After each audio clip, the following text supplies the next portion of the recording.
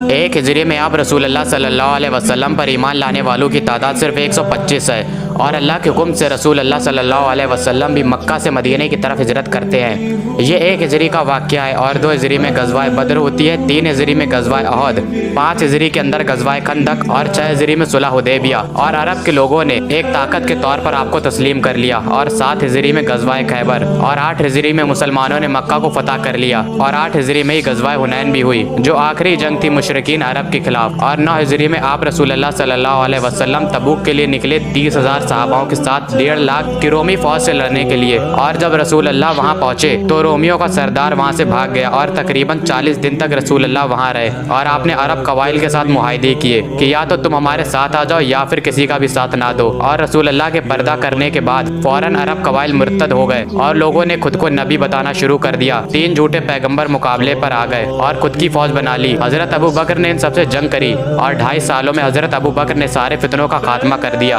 और फिर हजरत उमर का दौर आया। उनके दौर में मुसलमानों ने इराक को फतह किया जो कि फारसियों के पास था और शुरुआत के ही सालों में जंग यरमौक हुई और रोमन एम्पायर टुकड़े टुकड़े हो गया और उसके बाद पर्शियन एम्पायर के खिलाफ कासीदिया हुई जो कि 4 दिनों तक लड़ी गई और तकरीबन 8,500 मुसलमान शहीद हुए। फारसी इस जंग में अपने हाथियों को लेकर आ गए। मुसलमानों के घोड़े जो हाथियों को देखकर पीछे हटने लगे, मुसलमानों ने घोड़ों को छोड़कर पैदल जाकर हाथियों को गिराया। 8,500 मुसलमानों की कुर्बानी के बाद कासीदिया में मुसलमानों को ऐसी फतह नसीब हुई कि पूरी फारस सल्तनत मुसलमानों के पास आ गई और रोमन एम्पायर जो कि यरमौक के बाद टुकड़े टुकड़े हो गई थी, उसने देखा कि मुसलमानों ने कासीदिया फतह कर ली है जो कि इतनी मुश्किल थी।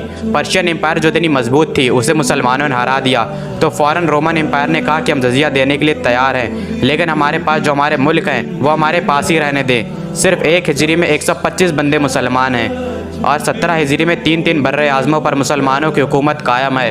और ऐसा रेवोल्यूशन कभी भी दुनिया ने नहीं देखा, ना पहले और ना ही बाद में। और ऐसा इंकलाब की गली गली में आज भी इंकलाब है और आज भी दुनिया के हर एक कोने में अजान होती है, लोग नमाज अदा करते हैं और इस्लामी दुनिया का सबसे तेज़ी से फैलने वाला दीन है। आज 1400 साल गुजर चुके हैं इस इंकलाब को और आज 1400 साल बाद भी इंकलाबी खिलाफ वैसी की वैसी है और आप सल्लल्लाहु अलैहि वसल्लम पर आज भी लोग अपनी जान देने के लिए तैयार हैं। ये इनकलाब होता है। आप दुनिया की तारीख उठाकर देख लीजिए, कोई भी इंकलाब उठाकर देख लीजिए, कोई भी 100 सालों से ज़्यादा नहीं चला, चाहे वो फ्रेंच रेवोल्यूशन हो चाहे रशियन रेवोल्यूशन हो, कोई भी 100 सालों से ज़्यादा नहीं चला। अरब के लोग, उनमें 2 कमज़ोरियाँ थीं। पहला कि वो जाहिल थे, अल्लाह ने उन्हें कुरान अदा किया इल्म की शक्ल में, और दूसरा कि वो एक दूसरे से लड़ते रहते थे।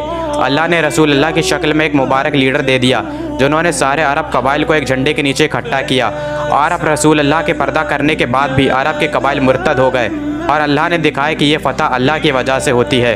जब अरब कबाइल मुर्तद हो गए तो क्या तब ये किसी ने सोचा था कि मुसलमान रोमन और पर्शियन एम्पायर को गिराएंगे, क्योंकि उनको तो खुद अपने मुल्क में हुकूमत करना ही मुश्किल हो रहा था। लेकिन जब हज़रत अबू बकर ने अपना जलवा दिखाया और धीरे धीरे फतूहात बढ़ती गई तो सारे कबाइल फिर से एक हो गए। और इसी के साथ हमारी वीडियो ख़त्म होती है। उम्मीद करता हूँ ये आपको पसंद आई होगी। जल्द मुलाकात होगी किसी और नई वीडियो में। तब तक के लिए अल्लाह हाफ़िज़।